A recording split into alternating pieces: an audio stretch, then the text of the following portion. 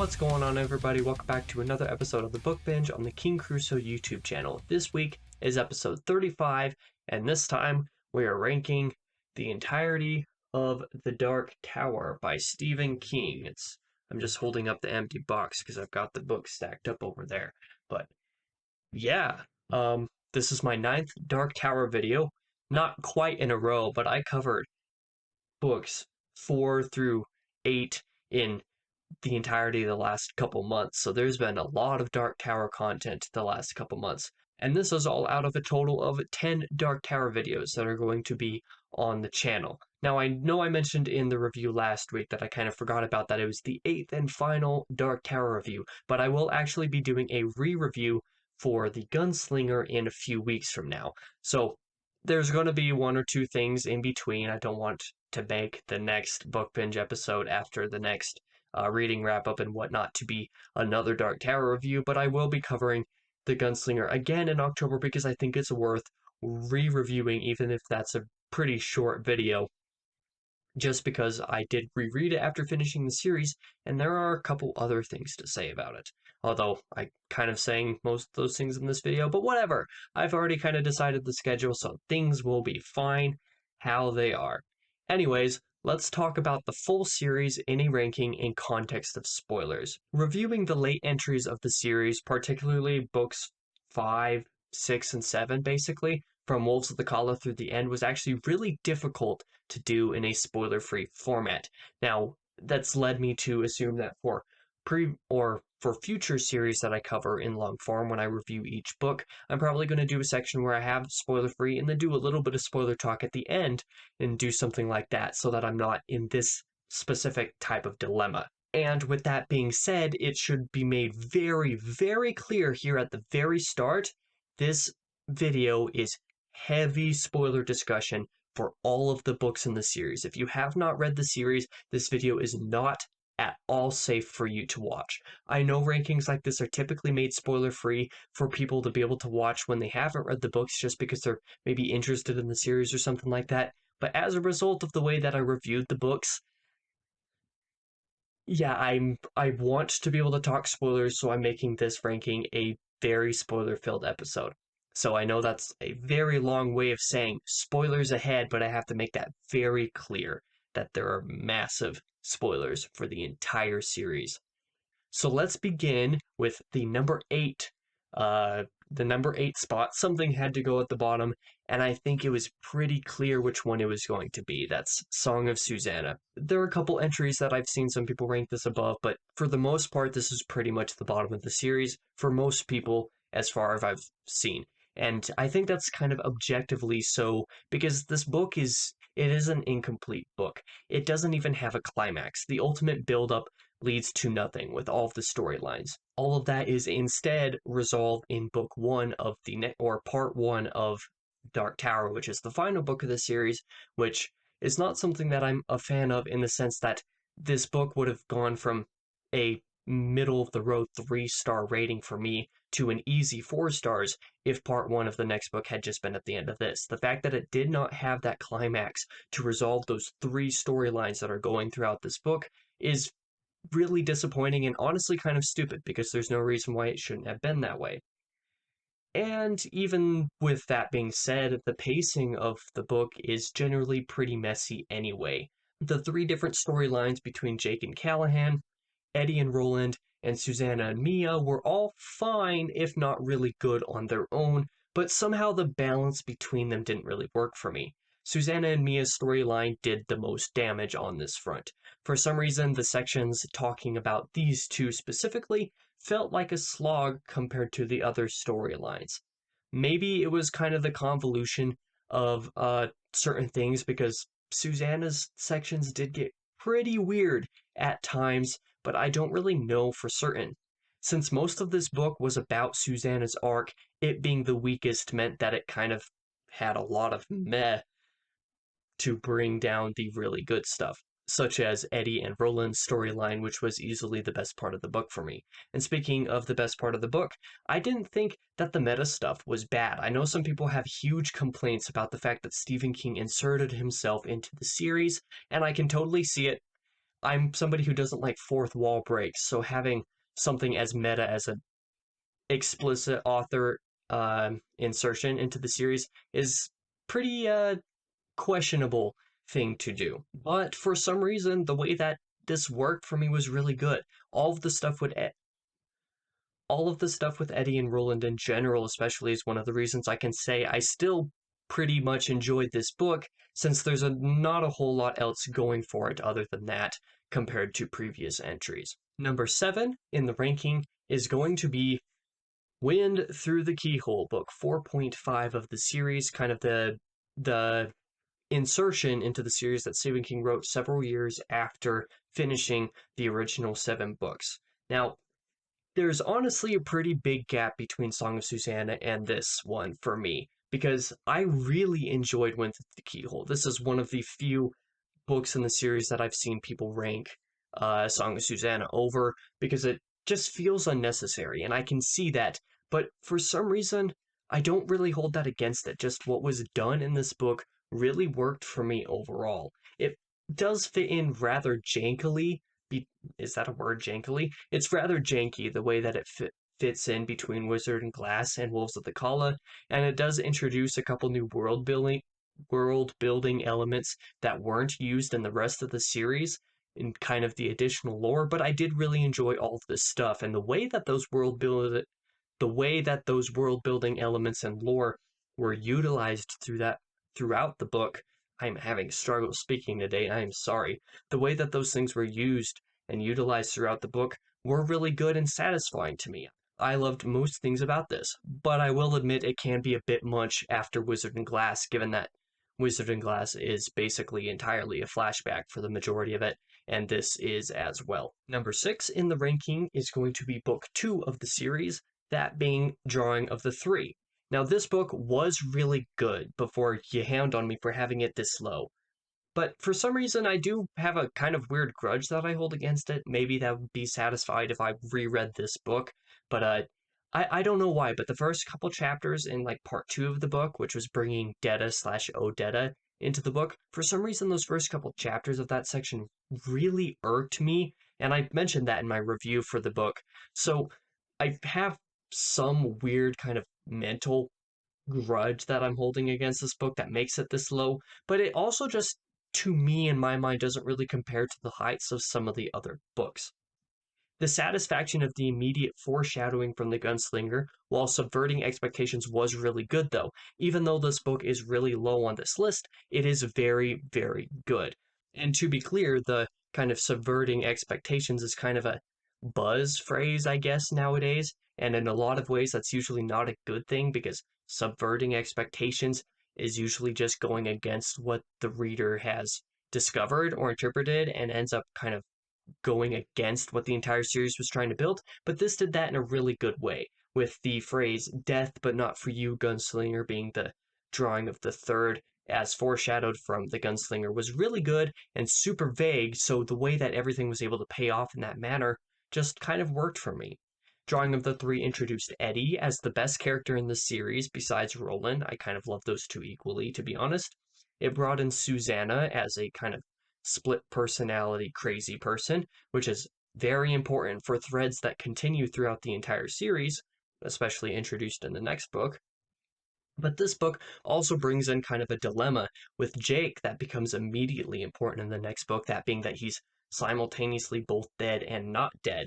Just the way that the book handled all of these topics and stuff was really good and satisfying. I admit it was great. Most everything was great, even if that bit in the second part was kind of meh, and King's ignorance to a couple of other things in real life at the time do bother me enough to put this lower down in the list. Like, this is a very heated race. The series was very difficult to rank, so I hate to see Drawing of the Three this low, and I'm sure the rest of you do too, but everything else is just so good, as we will get into. Number 5 on the ranking is the very first book in the series, The Gunslinger. Now, before I did a reread of this book, I actually ranked this below Drawing of the Three, but the reread made it almost easily fall above it now, and I think that the reread was very worth it. Now, the first time around, I understood maybe 40% of this book. This time, I got like 95% of it, and that makes all the difference because acting as a prologue, there's a lot of things being thrown at you in this the first time around that are just like flying over your head to the point that like none of it clicks, so that when you're reading the rest of the book you don't realize that that's what this book was referring to. You have to reread this after finishing the series to understand what all of those references are.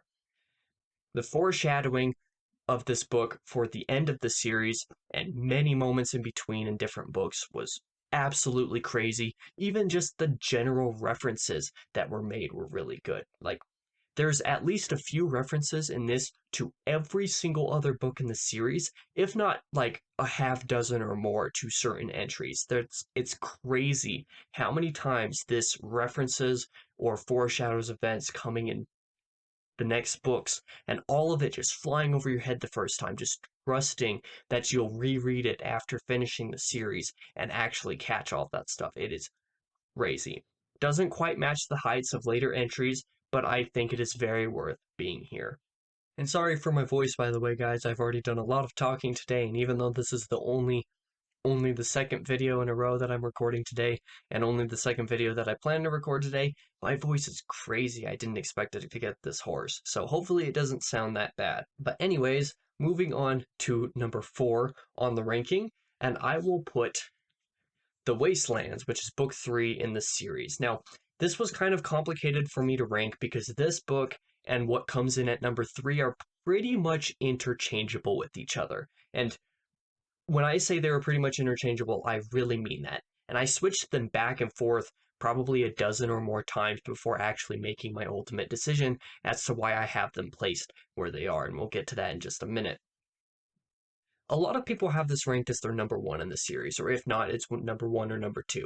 I can definitely see that. The Wastelands is a fantastic novel and a very, very good entry into the series. The first half of the book, I would say, is pretty much perfect for me, and I'm not even joking. Like, it's pretty much perfect. I don't have any complaints with the first 3 chapters of this book being part 1, because what part 1 of this book does is it fixes the paradox with Jake being both dead and not dead, and brings him to Midworld, so it has this kind of whole arc. And the 2 separate storylines following Jake in New York with this dilemma, as well as the rest of the quartet in Midworld with Roland suffering from the same dilemma, is so good. It was balanced and handled pretty much perfectly. And even the second half is also really good and does nice work actually continuing the journey towards the tower now that Jake has been drawn. Lud, as the city, has a very good atmosphere. I love the way that King built this place. Even the small town that happens before Lud was done very good, and just the people, these kind of encounters that the quartet has with these small groups of people in Midworld is all really good to me. The party split that happens in Lud as well, I should also say, was done spectacularly, just as the kind of double storyline in the first half of the book was done very good. This book also introduces the world's bestest ferret dog good boy, and yes, I know that Oi is never really described as a ferret, but based on the physical characteristics that he's given, I've always interpreted and imagined Oi in my head being kind of like a ferret with a ferret that's the size of a dog and more like the dimensions of a normal dog. So it's kind of like that in between. I think it's kind of hard for people to imagine what Billy Bumblers are actually like, but based off of a random illustration in one of the other books of this series, I do imagine Oi as basically a ferret dog. But with all of that being said, I do have to knock this book down. It's number 4 in the ranking. This book cuts off right in the middle of the climax, like right before the riddle contest with Blaine. And that fact just is meh. So that even though pretty much everything in this book is really good, just the fact that it cuts off right in the middle of the climax is a huge problem, objectively speaking.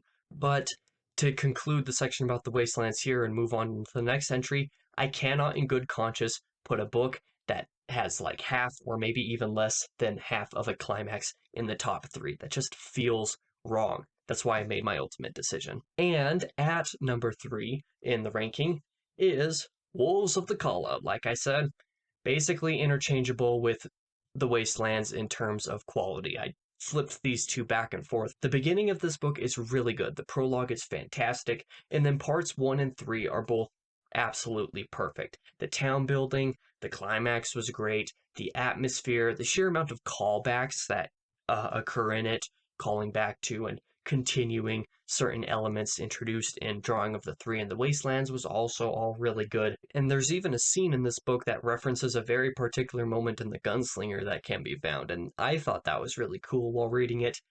And then this book also really starts to build up the tension with Susanna's pregnancy. All of that was very well handled leading up right into the next book with the end of this at the climax. And even a lot of the town building, I think, in part 2 was also really good. But the book does have it's not really an objective problem, but in my opinion, the book does really have a problem though with book 2 being a bit too long.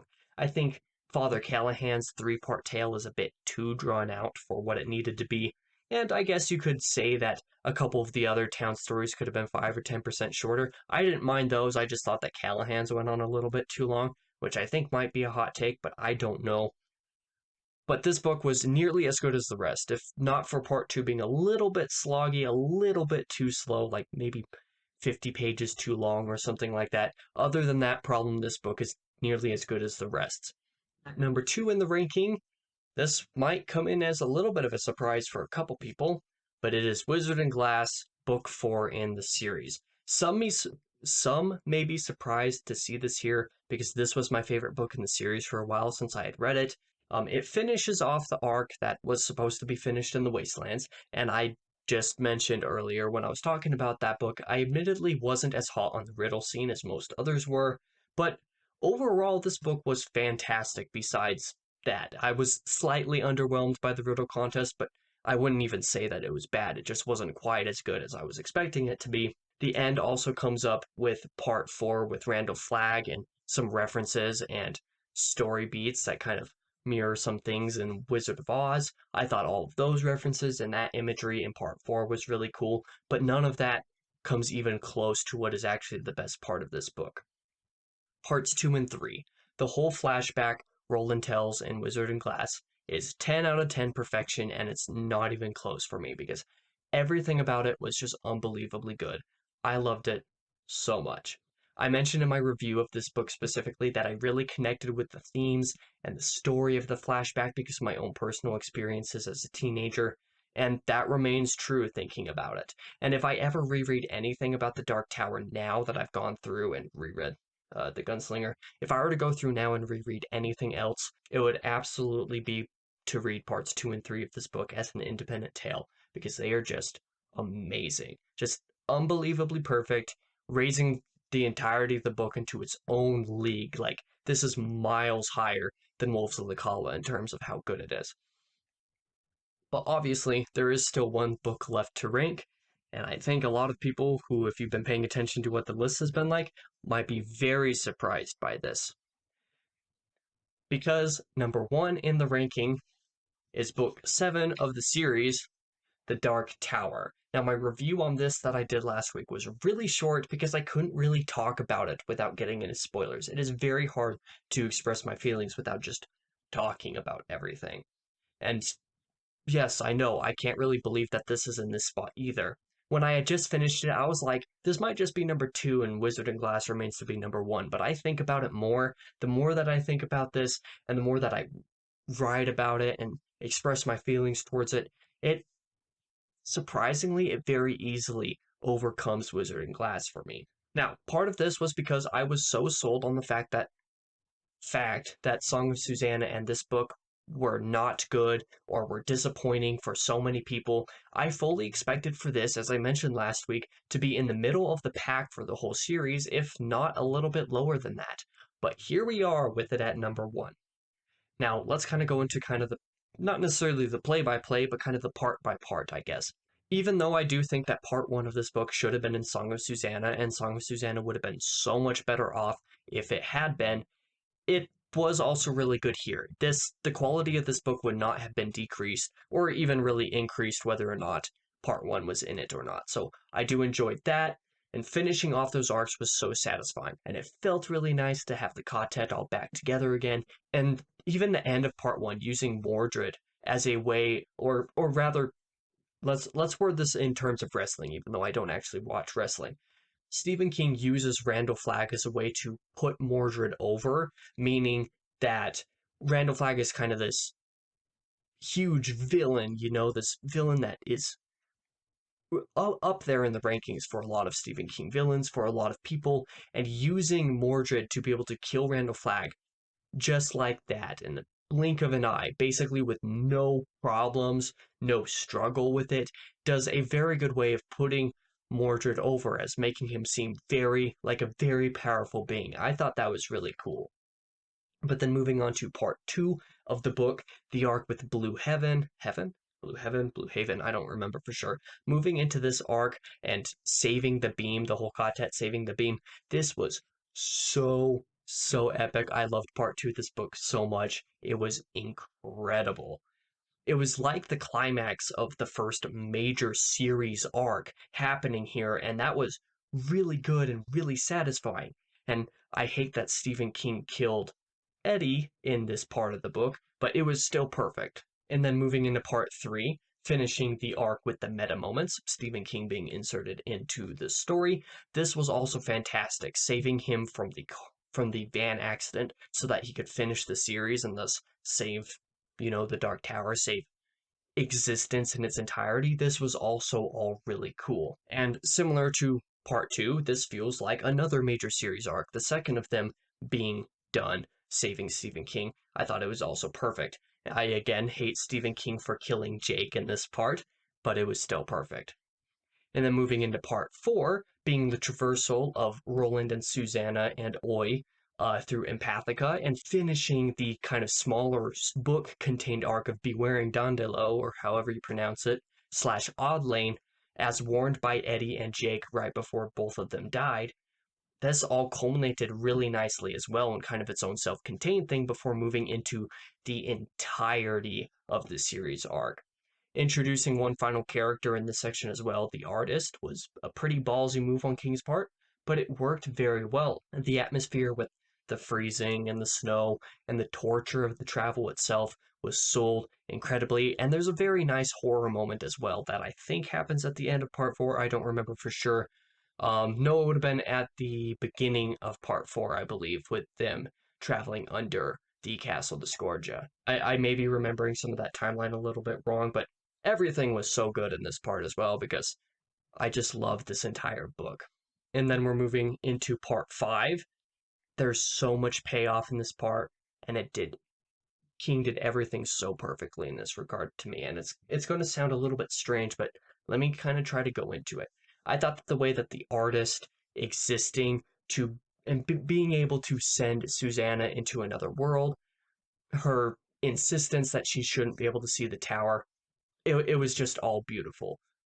Mordred getting sick as a result of the end of part 4 and suffering after the end of part 4 was also a bold decision after putting him over using Randall Flagg, and I guess some could say that they were disappointed with Mordred's role in the story, but I thought his end was also very good. And for the third time, I hate King for killing Oi in this scene, but it was again perfect. And then finally, actually coming up to the Dark Tower. This was so awesome. I 100% understand the disappointment with the Crimson King for some people. I thought this book hinted multiple times in pretty serious fashion that he was just a shell of himself, a crazy lunatic. So, because of that being the case, the somewhat underwhelming appearance, I guess, of the Crimson King made sense to me, and that's what I was expecting based on the promises made earlier in the book. So I thought that it was still really cool, and I thought it made sense in terms of an arc sense. I guess, like I said, I understand why people thought it might be underwhelming. I didn't have a problem with it.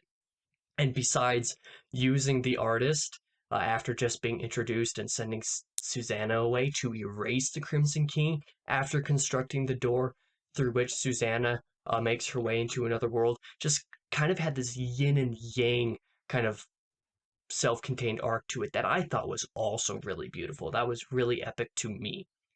And then moving into the epilogue, I thought the epilogue was so gorgeous. It's really short and really sweet, with Susanna being sent to New York, where a new Eddie is waiting for her, and Jake being Eddie's little brother in this world. It was so beautiful then, and kind of wraps up what Jake says in The Gunslinger with, "Go then, there are other worlds than these." I thought it all wrapped up very smoothly in that sense. And then finally with the coda, where Roland climbs to the top of the tower, I can also see some people being disappointed by what he finds at the top, but I thought it made perfect sense, not least of which because I would have also done it this way myself if I were writing it. Now, revisiting all of Roland's past moments as he climbed through the tower on his journey towards the tower, I thought was thematically appropriate. It was really beautiful the way that it kind of reinforced that Ka is a wheel type of theme that King has been building throughout the series, but particularly these last few books. And then even what Roland finds at the very top of the tower was perfect to me. Now, I predicted beforehand, actually, before I even read the coda, before I even knew that the coda was where this scene occurred, I predicted beforehand that if I were to write the end of the series and make Roland climb to the top of the tower, I would have written it to be the way that it is. Now, it would have been a little bit different, obviously, and I think King ultimately did it better than I would have because, King's a better author than me. I just thought it was really, really beautiful what happened. Roland being basically sent back to the very beginning of the series in the Mohane Desert. I think that's how it's pronounced. Um, just and the series ending with the sentence, "The man in black fled across the desert and the gunslinger followed." The very way that the series began, just this whole "Ka is a wheel" thing being reinforced again. I thought it was so, so good. I cannot describe enough how much I just love this book. Everything about it paid off and satisfied absolutely perfectly. But I'm going to go ahead and stop the gushing here because if I do it anymore, you guys will surely hate me. You probably already hate me anyway, but that doesn't really matter at this point. I'm so happy that I read the series, as I said at the beginning of the video.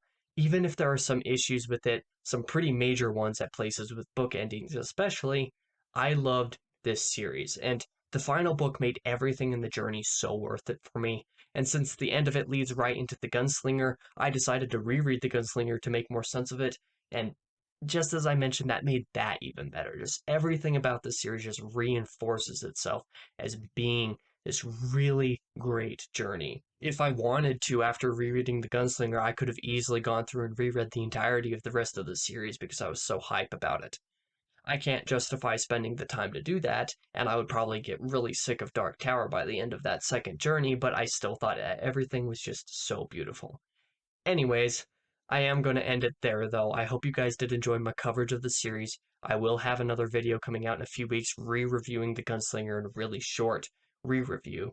But I do hope you enjoyed everything that I did on the series, and especially this ranking. I hope I didn't ramble too much, even though I know that I did. It seems that no two people that I've ever seen have ranked this series the exact same way as any other, at least based off of the dozens of examples that I've seen.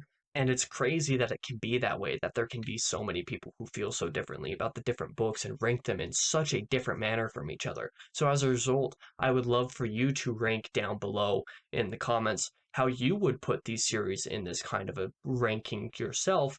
And if you want to provide justification, that's fine. If you don't, that's fine too. Just kind of rank them in the comments because I want to see how different some of your guys' rankings are from mine.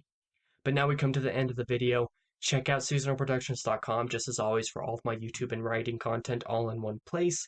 And I'll be back again, I believe, next week with another reading, wrap up, and TBR video. I think that's what it should be. So I'll see you guys then.